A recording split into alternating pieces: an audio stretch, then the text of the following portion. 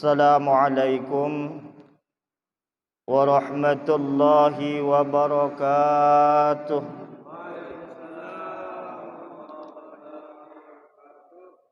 Alhamdulillah, alhamdulillahi rabbil alamin.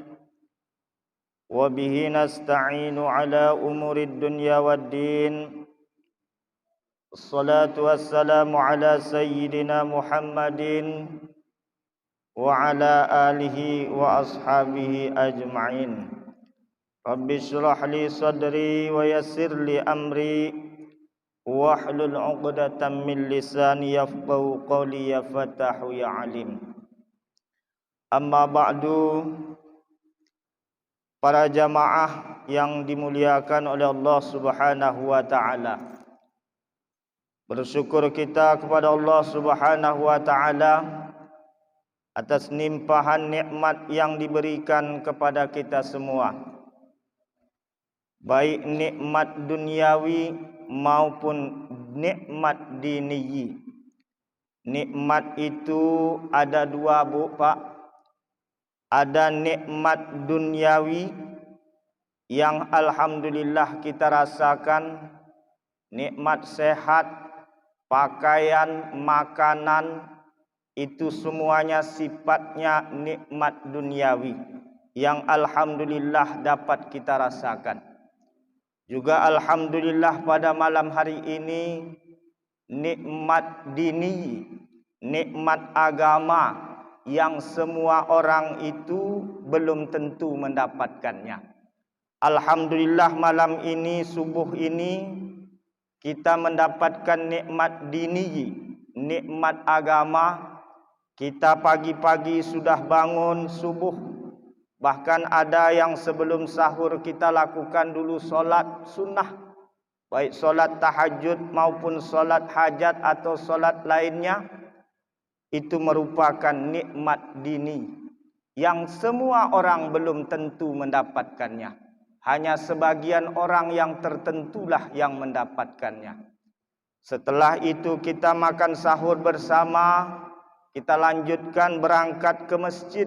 Tak semua orang yang pergi ke masjid. Dan alhamdulillah setelah itu kita subuh berjamaah. Lalu kita lanjutkan zikir bersama. Dan kita duduk iktikaf bersama. Dan semua itu juga tidak semua orang mendapatkannya. Tapi alhamdulillah pada subuh ini kita dikaruniai oleh Allah Subhanahu wa taala dua nikmat yang kita dapatkan, baik nikmat duniawi maupun nikmat diniyi. Mudah-mudahan nikmat ini senantiasa dilanggengkan oleh Allah Subhanahu wa taala sampai akhir hayat kita. Amin ya rabbal alamin. Salawat ma'assalam marilah sama-sama kita haturkan kepada junjungan kita Nabi besar Muhammad sallallahu alaihi wasallam. Allahumma shalli ala sayyidina Muhammad wa ala ali sayyidina Muhammad. Lebih-lebih pada subuh malam ini atau hari ini adalah hari Jumat. Tak ada amal yang paling baik kecuali amal yang paling dianjurkan adalah banyak-banyaklah bersolawat, khususnya baik siang Jumat maupun malam Jumat. Mudah-mudahan lisan kita senantiasa dibasahi untuk senantiasa bersolawat kepada beliau. Sebab kata Nabi SAW ketika duduk di sebuah majlis, dia berkata, aku merindukan orang yaitu saudara-saudaraku. Lantas satu sahabat bertanya, bukankah aku ini saudaramu ya Rasulullah? Kalian adalah sahabatku. Saudara-saudaraku adalah orang yang tak pernah bertemu denganku, tapi dia senantiasa merindukan aku dan senantiasa banyak bersolawat kepadaku. Mudah-mudahan kita yang tak pernah bertemu dengan wajah Rasul, jangankan bertemu dengan lain, dalam mimpi pun kita payah berjumpa dengan Rasul. Tapi alhamdulillah kita walaupun tak pernah berjumpa dengan jasad Rasul, tapi kita senantiasa beriman kepada beliau. Dan mudah-mudahan kita senantiasa banyak bersolawat kepadanya. Amin ya rabbal alamin. Para jamaah yang dirahmati oleh Allah Subhanahu wa taala. Malam ini atau siang ini kita masih dalam nuansa Ramadan. Bulan Ramadan adalah bulan yang paling dimuliakan oleh Allah Subhanahu wa taala. Sampai-sampai Nabi mengatakan, siapa yang bertemu dengan Ramadan, ya, dia mengamini doanya malaikat Jibril. Ketika Nabi naik dari satu mimbar, dia membacakan amin. Lantas satu sahabat bertanya, tadi engkau kudengar membaca amin ketika naik satu mimbar. Mengaminkan apakah itu? Aku mendengar malaikat Jibril berkata. Apa yang dikatakan Jibril? Hina dinalah orang yang apabila dia bertemu dengan Ramadan, lantas setelah selesai Ramadan, dia tidak mendapat ampunan dari Allah Subhanahu wa taala. Maka itu dikatakan orang hina, yaitu setelah dia bertemu Ramadan, selesai Ramadan, dia tidak dapat ampunan dari Allah Subhanahu wa taala. Mudah-mudahan di Ramadan, setiap Ramadan yang kita temukan, mudah-mudahan Ramadan itu sebagai ampunan buat dosa-dosa yang telah kita lakukan. Amin ya rabbal alamin. Para jamaah yang dirahmati oleh Allah Subhanahu wa taala, bahkan hadis Nabi sallallahu alaihi wasallam, kita ini sebetulnya umat yang paling mendapatkan satu kenikmatan. Coba bayangkan kata Nabi sallallahu alaihi wasallam, man shoma ramadhana imanan wa ihtisaban ghufira lahu ma taqaddama min dzambihi. Siapa yang puasa di bulan Ramadan, siangnya saja kita dapat ampunan dari Allah Subhanahu wa taala di saat kita berpuasa. Juga di saat malam juga kita mendapat ampunan dari Allah. Man qoma ramadhana imanan wahtisaban ghufira lahu ma taqaddama min dzambi. Siapa yang menghidupkan malam Ramadan dengan ibadah, dengan baca Quran, dengan berzikir, dengan solat malam, maka ghufira lahu ma taqaddama min dzambi, dia juga mendapat ampunan dari Allah Subhanahu wa taala. Malam dapat ampunan, siang dapat ampunan. Ini adalah satu anugerah, nikmat yang diberikan oleh Allah Subhanahu wa taala. Mudah-mudahan baik siang maupun malam kita senantiasa mendapat ampunan dari Allah Subhanahu wa taala. Karena ampunan ini adalah nikmat yang terbesar nanti di akhirat, Pak Bu. Di saat kita menghadap Allah Subhanahu wa taala, lantas Allah mengatakan, inni ghafartu laka. Aku sudah mengampuni dosa yang kau lakukan. Ini nikmat yang terbesar. Bahkan sampai mati pun kita diminta ampunan. Paling pertama uang mendoakan mayit apa? Allahumma ghfir lahu. Yang paling pertama diminta ghafartu, yaitu ampunan.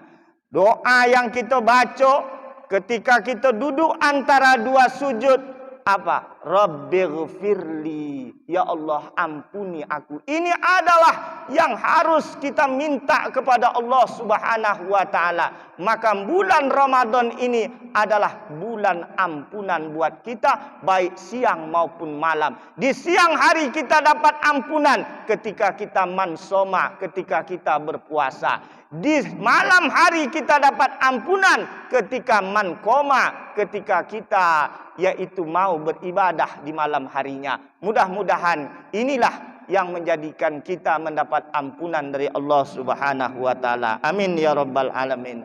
Para jamaah yang dirahmati oleh Allah Subhanahu wa taala.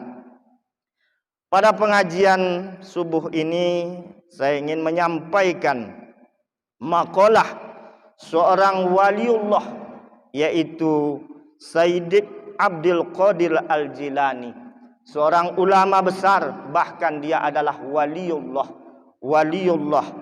yaitu kekasih Allah, bahkan wali kutub, pemimpin semua para wali. Beliau mengatakan, innal bala'a ala salasati ahwalin, bahwa sesungguhnya, kata Syekh Abdul Qadir Jilani, bala atau bencana ala salasati ahwal terbagi menjadi 3 bagian. Takunu uqubatan, ada kalanya bala yang ditimpakan kepada kita manusia adalah sebagai uqubah, yaitu sebagai siksaan bagi orang yang ditimpakan bala. Ada lagi takunu takfiran. Ada kalanya bala yang ditimpakan itu adalah sebagai takfir, sebagai pelebur terhadap dosa yang telah dilakukannya. Jadi bala ini Pak Bu, ada yang melupakan sebagai ukubah, siksaan. Dia disiksa dengan bala itu. Ada kalanya bala ini sebagai takfir, yaitu sebagai pelebur terhadap dosa yang semasa itu dilakukan. Maka dengan ditimpakan bala itu mengakibatkan dosa yang dilakukan dilebur oleh Allah Subhanahu wa taala. Ada kalanya takunu lirtifa'id darajat wa tabligh linnazilil aliyah. Ada kalanya bala yang ditimpakan itu bukan siksaan, bukan takfir, melebur dosa, tapi bala yang ditimpakan adalah sebagai lirtifa'id darajat, yaitu sebagai pengangkat derajat orang itu sendiri. Derajatnya naik linnazil al-aliyah, naik pada derajat yang tertinggi. Jadi jikalau ada orang terkena bala, kita jangan sekadang-kadang ada mengatakan, oh nya tu kono bala, tu tehnya dosa banyak. Itu hati-hati berbicara. Kadang-kadang ada bala ini ditimpakan oleh Allah Subhanahu wa taala sebagai pengangkat derajat. Derajat kita naik dengan sebab bala yang ditimpakan oleh Allah. Kita tahu Nabi yang ditimpakan, ya, Nabi Ayub pertama, hartanya habis. Ya, yang mana dia adalah orang yang paling kaya pada saat itu, habis. Setelah itu anaknya yang sedang lucu-lucunya, belasan orang habis. Ada tambah lagi istrinya meninggalkannya. Tambah lagi penyakit yang diderita. Ini bukan semata-mata ukubah, bukan semata-mata takfir, tetapi itu adalah lirtifa'id darajat, yaitu bisa mengangkat derajat seseorang. Jadi jikalau kita kena musibah atau bala, hati-hati kalau kadang-kadang ada bersuuzon, berburuk sangka, oh ikut siksaan kok, belum tentu. Jadi sekali lagi bahwasanya bala yang ditimpakan oleh Allah kepada manusia ada kalanya berupa siksaan, ada kalanya berupa pelebur terhadap dosa. Dosa yang kita lakukan hangus lebur. Ada kalanya dengan ditimpakan bala. Dia tak punya dosa, dia ahli ibadah, tapi mendapatkan bala oleh Allah. Ini bisa menjadi pengangkat derajat baginya.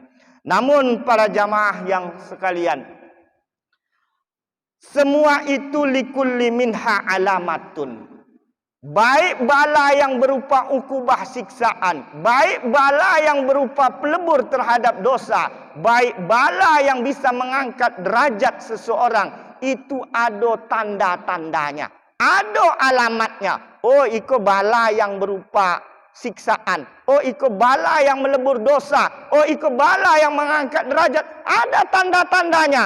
Apa tanda-tandanya? Fa'alamatul awal adamatus sabri indal bala wa kathratul jaza wa syakwa lil khalqi.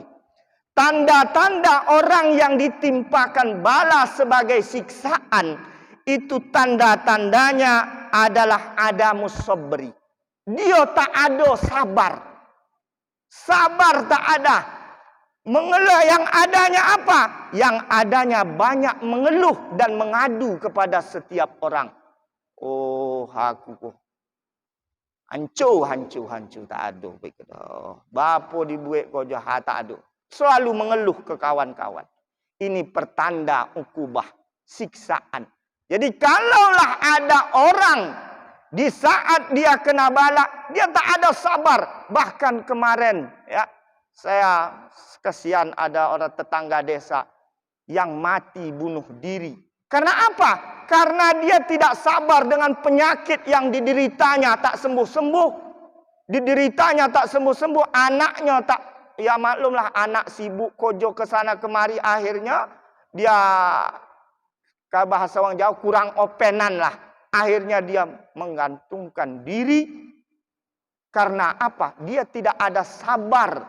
Ini adalah pertanda. Musibah yang seperti ini adalah ukubah. Hati-hati di saat kena kita musibah. Kalau kita tidak sabar dan banyak mengadu kepada orang. Itu adalah pertanda ukubah siksaan. Nah, para jamaah yang dirahmati, ada kita mengadu yang diperbolehkan, mengadu kepada dokter, mengadu kepada orang kesehatan, Pak, aku ini sakit ini apa, itu diperbolehkan, mengeluh di hadapan dokter, silakan, karena dia yang tahu penyakit, tak tahu dokter kalau tak awak menyobui. Biasanya kan dokter bertanya dulu, mana ada dokter yang hebat itu uang tampal ban. Orang nampal ban tak ada tertanya apa bocor, tak ada periksa-periksa mesin apa pusat, tak ada tanya. Oh yang kalau dokter pasti bertanya, yang Bapak rasakan apa? Kan itu. Ah ini pasti sehebat-hebat dokter pasti bertanya. Tak ada tak ditanya. Itulah. Tapi oleh karena itu Bapak Ibu yang dirahmati oleh Allah Subhanahu wa taala, dipersilahkan kita mengeluh terhadap orang yang bisa mengobati kita. Tapi kalau mengeluh, setiap uang awak mengeluh, setiap uang awak mengeluh. Ah, ini pertanda musibah yang didapatkan adalah sebagai ukubah siksaan dari Allah Subhanahu wa taala. Kemudian wa alamatus tsani, pertanda bahwa pertanda musibah yang didapatkannya itu adalah sebagai takfir, pelebur terhadap dosa. Adalah as-sabru wa adamus syakwa wa khifatut ta'at ala badanihi. Yang kedua, pertanda musibah yang didapatkan itu sebagai pelebur terhadap dosa adalah dia selalu sabar. Sabar dan wa adamus syakwa. Dia tak banyak mengeluh. Dia mendapat musibah ya tak dikeluhkan. Tak mengeluh, wa khifatut ta'at, bahkan dia enteng badannya untuk taat kepada Allah. Walaupun dia seberat apapun musibah yang didapatkan, tapi ringan badannya untuk melakukan taat kepada Allah Subhanahu wa taala. Iko petando musibah atau bala yang didapatkan adalah pertanda pelebur terhadap dosanya. Jadi dia sabar. Dia tidak ada mengeluh kepada orang lain. Badannya ringan untuk beribadah, untuk taat kepada Allah. Itulah petanda musibah atau bala yang didapatkan sebagai pelebur terhadap dosanya. Kemudian yang ketiga, wa alamatus tsalits ar-ridha wa tuma'ninah wa khifatul badan wal qalbi fit ta'ah. Yang pertanda musibah atau bala yang didapatkan sebagai pengangkat derajatnya adalah yaitu ridho, rela. Dia mendapat musibah seperti itu, hatinya tak mengeluh. Inilah yang berat, Pak. Ridho terhadap musibah yang didapatkan. Ini adalah minallah. Kita kepayah, Pak. Ridho itu memang luar biasa. Ketika kita pasti, jangankan kadang-kadang Pak Bu ya, kadang-kadang tak usah jauh-jauh lagi. Melihat anak kita yang mungkin tak sesuai dengan kemauan kita. Oh, hati ridho nih Pak ya. Makanya kalau saya melihat cerita seorang imam besar Masjidil Haram, yaitu Imam Sudes, itu ini khusus untuk ibu-ibu nih. Ibu-ibu nih kadanglah maklumlah capek. Anaknya Imam Sudes waktu kecilnya, waktu lasak-lasaknya, Imam Sudes main di luar, main pasir. Omaknya sedang menyiapkan makanan untuk tamu yang mau datang. Kira-kira tamunya sudah sampai di Jumrah. Sebentar lagi tamu nak datang, nak makan bersama di rumah wang tuonya Imam Sudes. Imam Sudes waktu kecil lasak, langsunglah dibawa pasir dalam cangkir, diseaknya makanan yang sudah terhidang.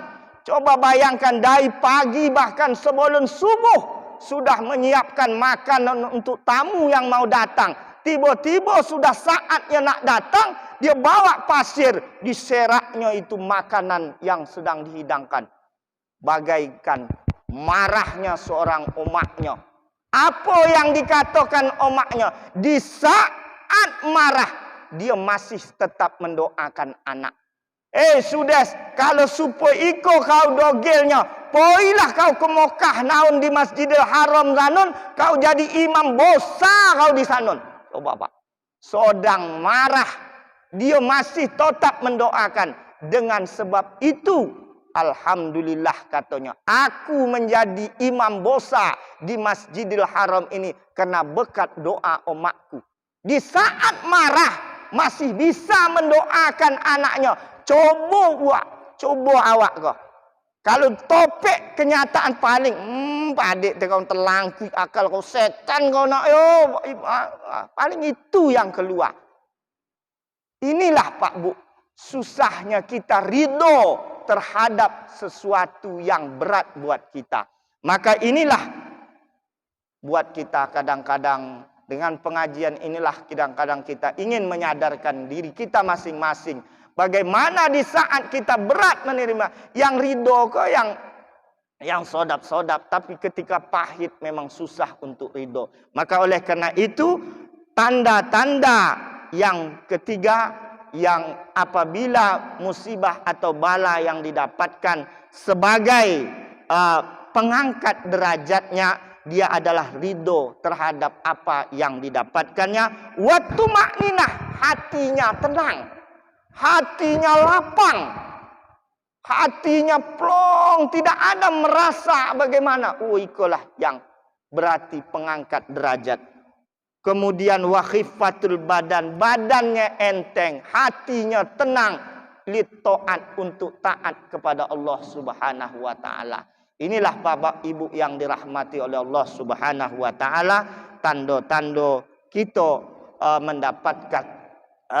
mendapatkan musibah atau bala. Inilah bagaimana kita menyikapi bala yang kita dapatkan atau musibah yang kita dapatkan. Kalau seandainya kita tidak sabar dan banyak mengeluh, ini adalah pertanda sebagai siksaan buat kita. Tapi kalau hati kita tenang, hati kita lapang, hati kita ringan untuk melakukan taat kepada Allah Subhanahu wa taala, ini pertanda adalah musibah bala yang didapatkan adalah mengangkat derajatnya. Makanya Pak Bu, di saat orang sakit tak bisa dia berdiri, dia masih bisa sholat duduk, ya aku masih bisa duduk. Tak bisa duduk, ya aku masih bisa berbaring. Tak bisa berbaring, yang penting akal. Inilah pertanda. Makanya Pak Bu, kita kalau punya orang tua yang sudah tua, yang sudah sakit, kadang-kadang kita tak peduli kepada orang tua. Anak yang soleh itu peduli kepada orang tua. Peduli bukan hanya membersihkan kotoran, tapi mempeduli. Oh Pak, ikut dah luhu Pak. Biar aku ambilkan air semayang untuk ayah. Diwudui. Silakan ya, solat ayah dah aku wudui. Ini cahaya anak seperti ini susah, dibuka pempes, dilap-lap, dah dilap, diwudui orang tuanya, Pak. Karena orang sakit tak sadar. Oh, waktu luhu, waktu asar dia sudah tak sadar. Hanya kitalah sebagai anaknya, kalau punya orang tua yang seperti itu, apalagi semasa itu orang tuanya rajin ibadah, dia dah tak ingat waktu. Maka oleh karena itu, Bapak Ibu yang dirahmati oleh Allah Subhanahu wa taala, kita ini, kalau kita ingin jadi anak soleh, maka yang kita harapkan di saat tua kita belum tentu ibadah. Kalau kita punya anak yang soleh, diingatkan, Pak, ikut dah waktu luhu solat Pak. Bapak udah aku wudui, tinggal ayah solat aja. Kau dah bapak dah ku hadapkan ke arah kiblat dah Pak. Tinggal ayah angkat tangan, tinggal baca. Kata, Masya Allah, inilah susah mendapatkan anak yang peduli terhadap orang tuanya di saat sakit seperti ini. Bapak ya Ibu yang dirahmati oleh Allah Subhanahu wa taala, waktu kita isyraq jam 6:12 Pak ya. Jam 12 tinggal sebentar lagi Pak ya. Kemudian Untuk itu sabar ni ada 3 macam, Bu. Sabar pertama, sabru ala taat. Sabar atas taat. Ibu datang ke sini, bapak jamaah, ini membuktikan bahwa bapak ni sabar. Mau melakukan taat seberat apapun. Sojuknya tak buagak, mata mengantuk, tapi bapak ibu mau memaksakan diri. Ini bukti bahwa kita ini sabar.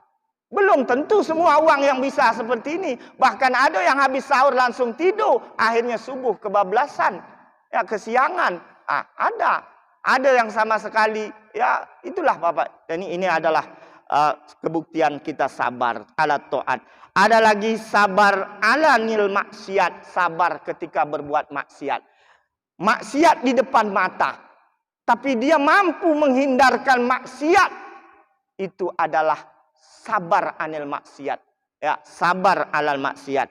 Yang ketiga adalah sabar alal bala, sabar terhadap bala. Ketika dia ada bala, dia tidak mengeluh, dia tidak berat hatinya menerima bala itu, maka ini adalah termasuk sabar. Mudah-mudahan ketiga sabar ini bisa kita dapatkan. Ketika ada maksiat, kita mampu menghindarkannya. Ketika taat, kita rajin untuk melakukan taat kepada Allah Subhanahu wa taala. Ketika kita diuji dengan musibah, kita bisa sabar menghadapi musibah tersebut. Ini adalah pertanda orang yang sabar. Jadi sabar itu bukan hanya menghadapi musibah saja. Ketika taat dia tak mau taat, belum termasuk orang sabar. Sebab kata Nabi, kata Allah, ya ayyuhalladzina amanu sta'inu bis sabri was shalah. Ketika engkau hendak minta tolong kepada Allah Subhanahu wa taala, kuncinya adalah sabar dan solat. Setelah sabar, kita solat menghadap kepada Allah, mohon kita diberi kekuatan oleh Allah Subhanahu wa taala. 2 kunci inilah kita minta pertolongan kepada Allah. Pertama sabar dulu, udah sabar kita ambil wudhu, solat. Mau solat hajat, mau solat apa, yang penting kita mengadu kepada Allah Subhanahu wa taala agar kita diberi kekuatan oleh Allah Subhanahu wa taala dalam menghadapi ujian dan cobaan. Amin ya rabbal alamin. Hanya itu saja yang bisa saya sampaikan. Mudah-mudahan ada manfaatnya, dan saya akhiri wabillahi taufik wal hidayah. Wassalamualaikum warahmatullahi wabarakatuh.